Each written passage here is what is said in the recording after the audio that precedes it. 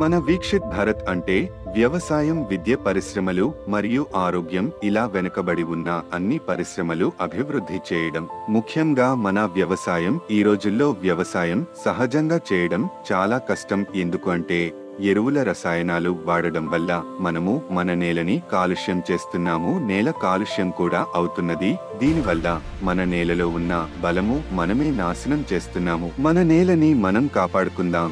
మన తల్లిదండ్రులు మరియు తాతలు 70 నుండి 100 సంవత్సరాలు జీవించారు. కానీ మనం 50 సంవత్సరాలు బ్రతకడానికి చాలా కష్టం అవుతున్నది. ఎందుకు అంటే ఒక మనిషి బ్రతకడానికి మనం తినే ఆహారం కావాలి.